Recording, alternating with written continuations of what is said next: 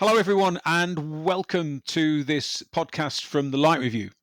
I'm John Bullock, as you well know, and I am overjoyed that we have with us Ayça Donaghy, CEO of the Lighting Industry Association today. Ayça, thank you very much. Take some time out from your incredibly busy schedule, I'm sure, Thank you so much. to have a chat about how things are, how you're doing, what's it about, where are we going, all of those sort of existential questions that no one ever bothers to answer, really. I'll try my best. You try. Oh well, yeah, okay. You try your best, and I'll go. Really? Okay. Now I tell you what I want to do. I want to get that sort of gender biased trope out of the way right from the off, because here you are in what you have described as a male dominated industry. So don't lay that one on me. I'm just going to agree with you. So It's a here you fact. are. It is a fact. Yeah, I know. Yes. So here we are. You kind of I don't know what the mold of the CEO of the L.I.A looked like, but I suspect it's either in the attic or in the basement now, because you don't fit that in any way, shape, or form. So how did that go? I mean, first off, it took the L.I.A itself to realize it needed someone different. Mhm. You come along and put your hand up and say, I'm interested in this. And then we get that incredible sort of weather change in the way that a professional organization, a professional association works, and goes, I think we can work with this one. So how did that work for you? So I think the interesting thing actually is I was originally headhunted for a sales manager role at the L.I.A. That makes sense.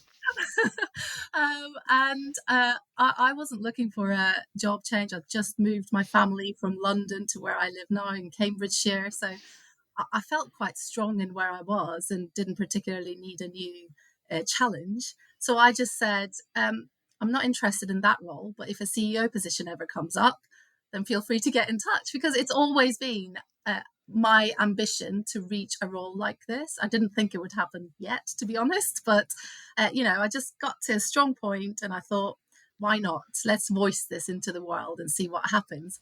And then I got called back the same evening saying, actually, the board are interested. We want to hear more from you. So that's how it came about. And I genuinely didn't think an industry association of the lighting industry or the electrotechnical industry would yet be interested in someone like me. And here I am. I have to say, it did take 9 interviews to get here, but it was a big decision. As you said, it had never been done before. My difference can certainly play to the visibility of the association and everything, but it takes a lot more than that. It's the credibility, the skill set, that would affect the ultimate reputation of the industry association. So I don't blame the board at all for doing their due diligence, as I would fully expect them to make sure that they were making the right choice. But yeah, I managed to convince them. And well done on that. Now, you didn't come into this role like sort of Venus rising from the waves with no experience. You've been around the block a few times in the industry, haven't you? I have, yeah. So for those newbies out there who haven't been aware of what Ayça Donaghy has been up to these years, what have you been doing? So I came into the electrotechnical industry about 15 years ago now, selling electrical cable. So really in a sales position, as dull as they get. So I really honed my sales skills there, trying to sell some copper. And then I got headhunted to join one of our member companies, a lighting controls company. And I was a national sales manager for them for 5 years. So that really allowed me to get a bit more technical on the lighting side and get to know the industry, get to know the different routes to market, the different types of companies there are.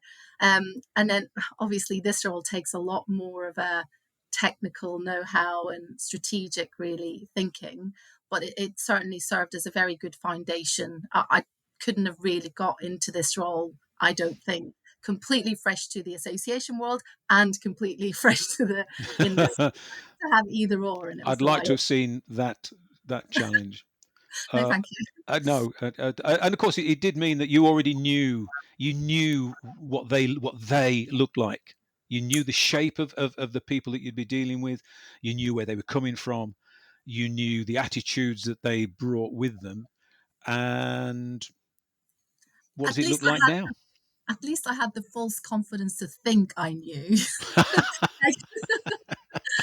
It has been a steep learning curve. Let me just make sure I communicate that out. But I think in the association world, I honestly don't think I would have been prepped for a CEO position in the corporate world. But you get so much support in the association world. You've got your team, and I guess you have that anywhere, but the L.I.A team are something different. So I've had that from day dot, and I've used their expertise and knowledge, and I continue to every day, and they will absolutely confirm that if you ever ask them. Then you've got the board. The board, you know, 9 CEOs, MDs of their own lighting companies. To have that as your counsel to ask anything that you're Mm, not sure about, or just to get from their experiences of similar situations and stuff, has been absolutely instrumental to mine and the L.I.A success under my leadership. And then we've got the committees. Basically, the amount of volunteering you get in the association world, these people who have senior, really, you know, difficult roles that they get paid for, and yet they give up all this time to add to raising the standards in the industry, and raising quality, compliance, all these wonderful things. Competence in the industry is just mind-blowing, and I couldn't be doing what I'm doing now and getting the success that we're getting without all of that support. one of the things that I find extraordinary, and it's not something that I've ever really tried to involve myself with. Probably why I buried myself down here in the southwest rather than being on anyone's doorstep and sort of taking that sort of Groucho Marxist position that anybody who's prepared to accept me is not an organisation that I'd want to be part of. Yeah. Um, most MDs, most CEOs of manufacturing companies or supply companies or contracting companies are their own bosses. Mhm. But you're the CEO of an association. And as you've described around your table, you have got egos aplenty, I'd like to suggest, which takes some navigating, doesn't it? I'm Yeah, not and asking you to name names. God, no. They don't exist at all. Uh, I guess the real advantage I have is I have to be a spokesperson. That is my real role as the CEO of an association, of an industry, is be the spokesperson. And yes, that does take some um, sort of taking in everything and then forming a overall acceptable view on matters. And of course, around the board table, around the council of management table, not all views align. And I guess that's one of the key jobs that I have, is to reach that unanimous agreement through the wording that we present, that sort of common line that everybody is happy for me to advocate for. And that I think I'm good at that, actually. I think it's been quite nice. And I come from not a lot of knowledge, so I don't have in any preconceived ideas or anything like that. I literally have an open mind, which I think is what made me a good choice. Take all of this in, use my strategic thinking skills and whatnot to try and form a viewpoint that everyone can agree with. And I'm not saying that's easy on all topics. And there is some additional conversations that are had on certain things that are a little bit more um, I don't know, I guess commercial and political. And, of course, we get those things. But generally speaking, everybody has the ultimate view that they want what's best for our industry. They want to drive our industry forward. They want to raise the profile of our industry in government conversations. And if I can come up with something with everyone's help that shows that that's what we're doing here, then it's usually quite easy to get it through. Right. I'm going to finish. I'm going to just finish this little bit with the final gender question because I'm not going to come back on this one at all. Um, it is said that women in leadership um, can actually get us further, can take us to better places than some of the more hidebound approaches of the other half of the world. Uh, is that something that you are recognizing? Is that something that you are then able? I'm putting words in your mouth now. I'm sorry about this. Is this something that you then feel that you can then take out and offer to other young women who are on the same trajectory or a recognizable trajectory to that CEO position of somewhere? Very complex question. I know. Thank you. I would say to the first point that you made, it's about the diversity of thought and ideas being represented in boardrooms. So whether women are better or men, I don't think that's the question. It's making sure that there is a balance of the perspectives. Now, also, I think leadership sort of traits are typically common more commonly known as male, you know, oh God, I'm going to dig myself a hole here, but like that, risk taking and confidence and assertiveness and all of those things that might be more commonly associated as being male traits.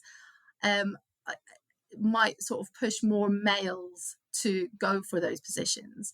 But what I've really tried to do is stay true to myself and my own characteristics as I took on this role. So I don't think, yes, I guess I am relatively confident and you need that.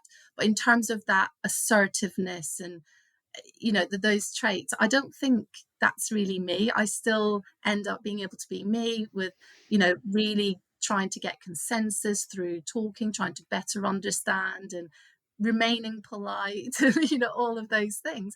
And I've got really far. So I would say that it's really nice to be able to not have to change myself to fit those characteristics.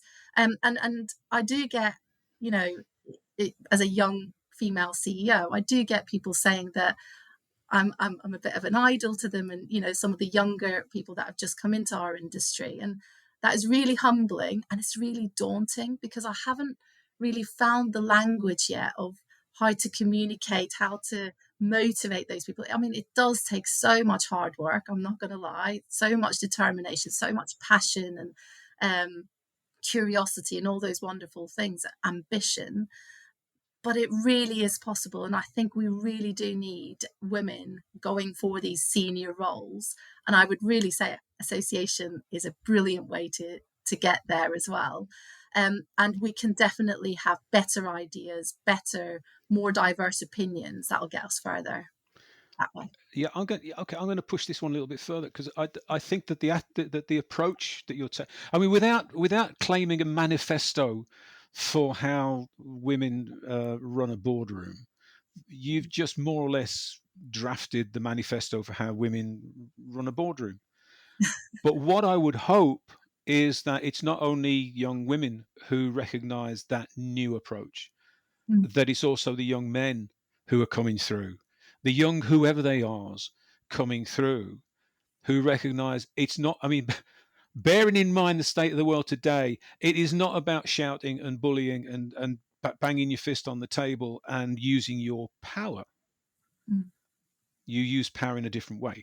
You still use power, but you use power in a very different way. And good on you, Thank you. and all the Yeah, best. Right. thank you. Now we haven't finished yet because I'd like to get onto the day job really.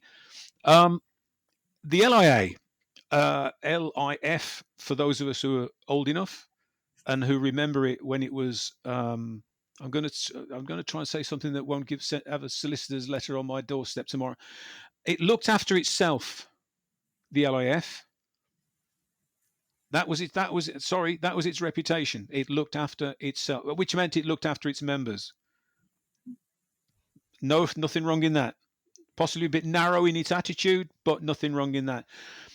the sense is now that the LIA is a different beast. I think the very fact that I'm talking to you suggests that part of what that different beast is.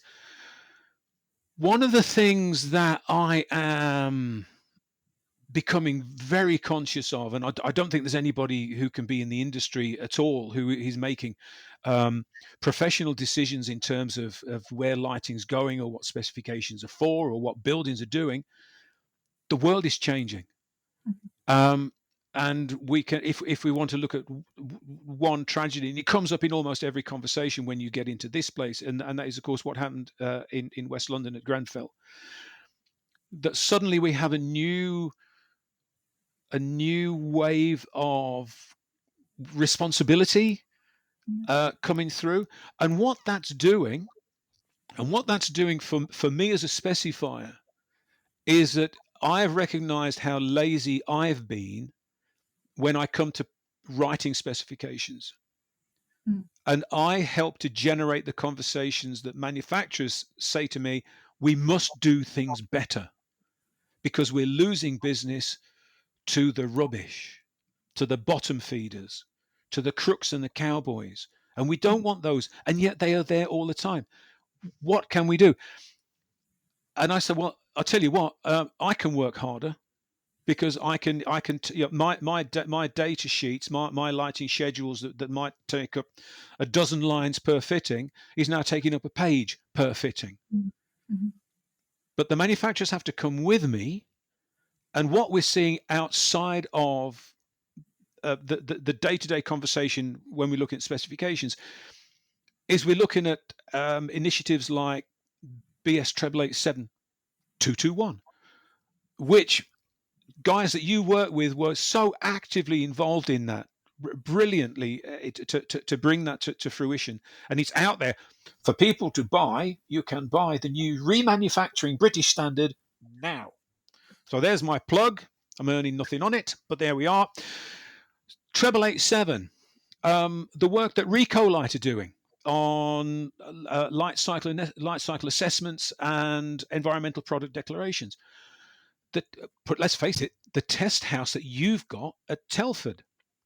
All of these things are saying to manufacturers, if you want to do better, if you want to win those specifications, this is what you're going to have to embrace all this new stuff. And then you get that, hang on a minute. So if we're talking about refitting and old fitting, then we need to know what 887 is looking at. If we're looking at LCAs, then we need to do new photometric testing. If we're looking at EPDs, that's almost on a project by project basis. Time and time and time again, it's another cost, it's another cost, and it's another cost for the manufacturers. And they're saying, we're just trying to sell light fittings here, John.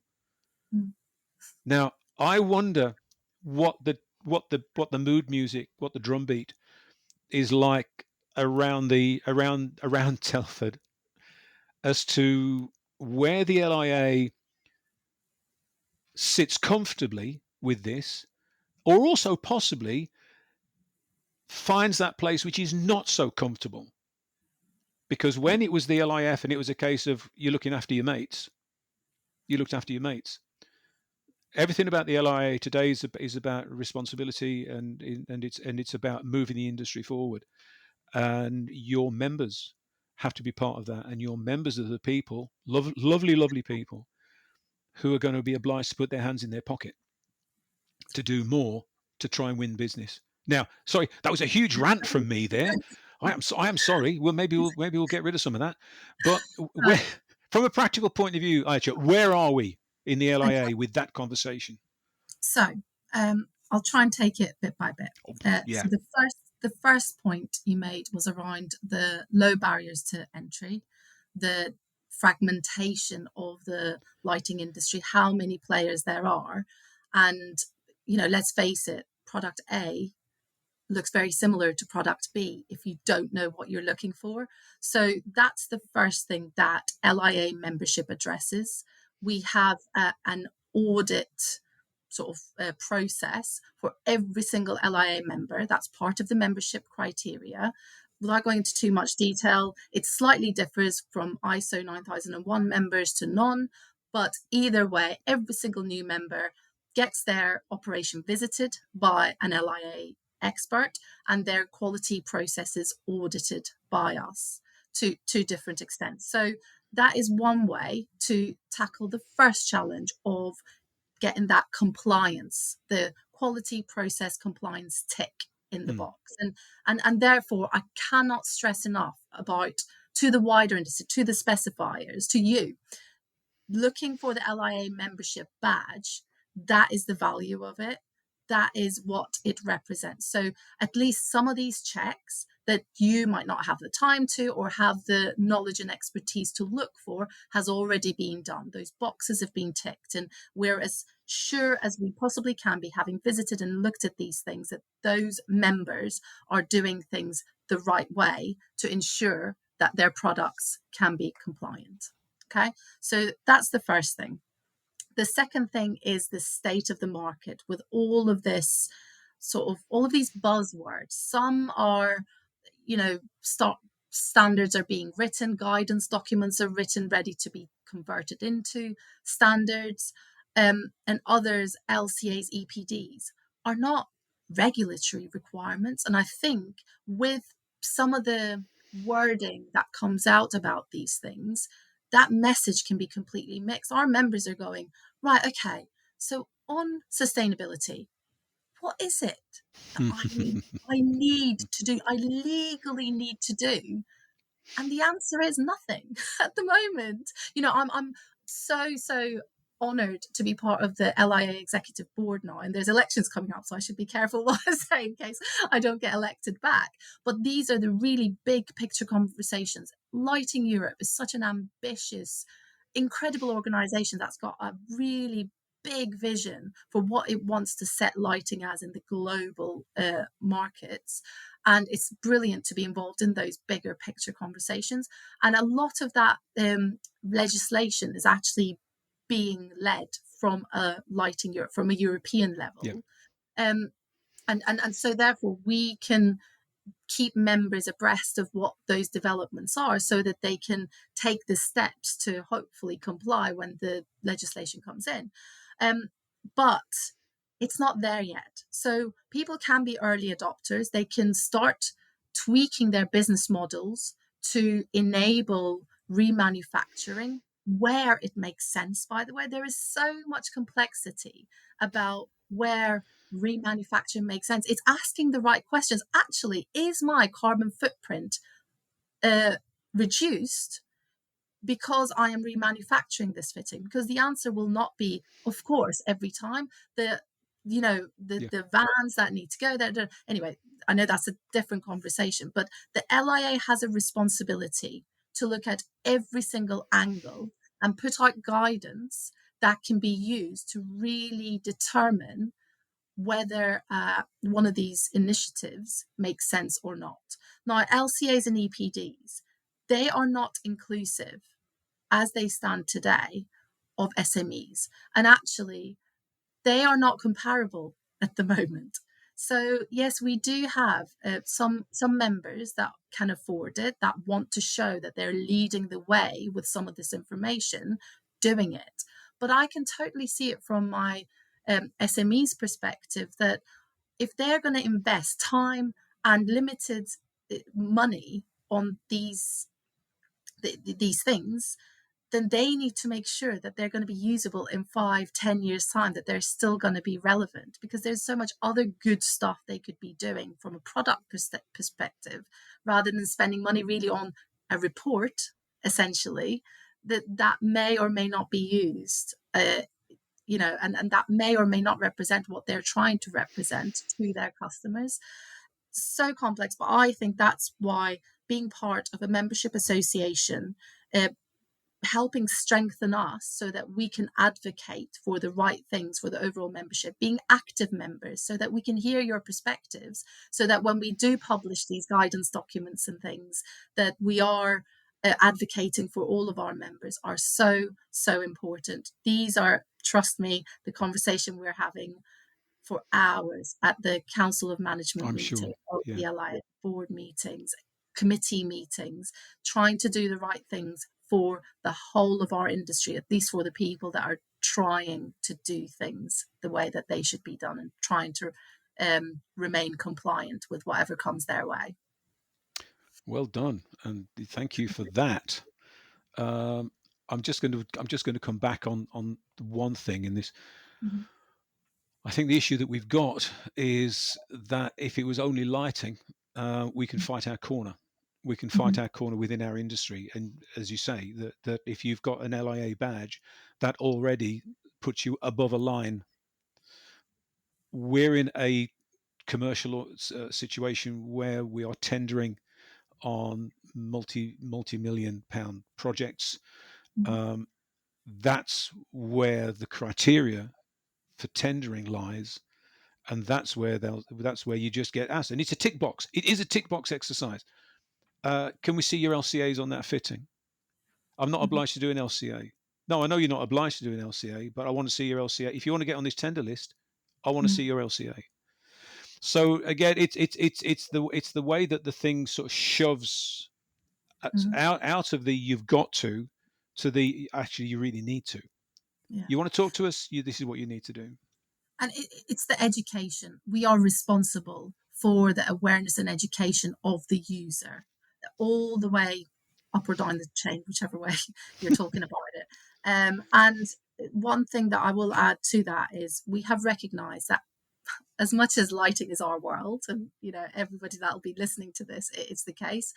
When we're talking about the bigger picture, the government's agenda, the European, the global agenda on these topics, lighting is just a tiny little minuscule part. So, one thing that we are doing that I've been really passionate about is finding the right partners to elevate and amplify our voice. So, we're doing quite a lot with BEMA, which some of the listeners might not have heard about. They're the sister association, no conflicting because they don't represent lighting manufacturers at all, but they basically represent all of the rest of the manufacturers within the electrotechnical Yeah. sector.